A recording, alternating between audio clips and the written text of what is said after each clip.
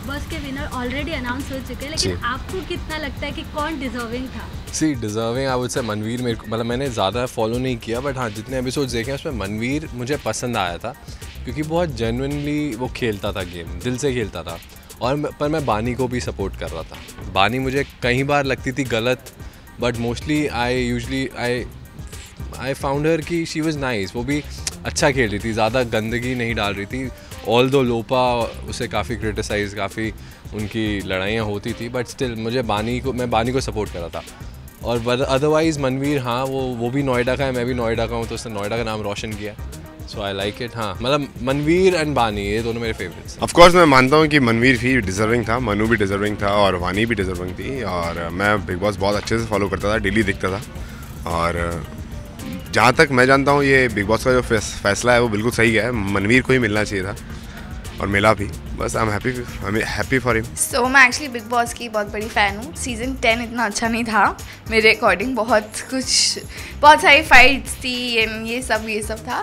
But या मेरा हमेशा ये था कि आइदर बानी जीते, अगर कॉमनर्स में से है तो वो मनवीर। और मुझे पता था इस टाइम कॉमनर्स को जिताएंगे, बिकॉज हमेशा सेलिब्रिटी जीते। So I am happy for him, he is a nice guy. मुझे ऐसा लगता था कि बानी जीतेंगे, एंड बस कहीं एक छोटा सा थॉट था कि शायद मानवीर, बिकॉज वो he is a common man, right. So मुझे लगता था कि जनता का प्यार और सपोर्ट शायद मानवीर के साथ होगा।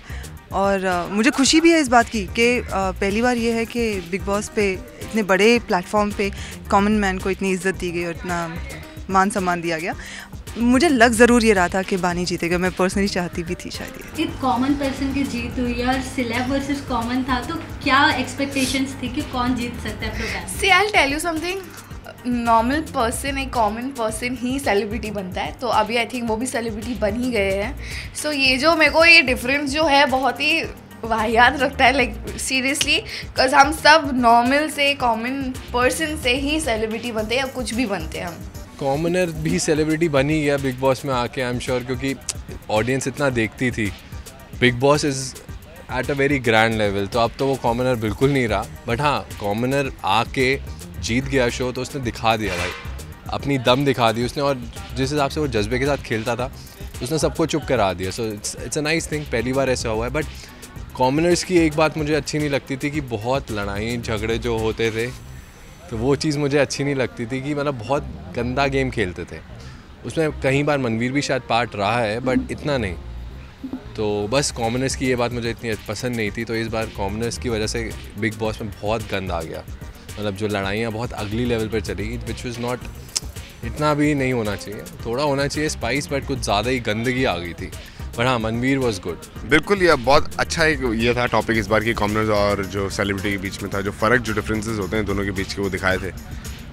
तो कहीं ना कहीं जहाँ सेलिब्रिटी थोड़ा सा शर्माती है और कॉमनर्स होते हैं जो बेशर्म होकर बिल्कुल सब कुछ कर लेते हैं, तो वो सारी चीज़ों का डिफरेंसेस था जो क्लियर हुआ है।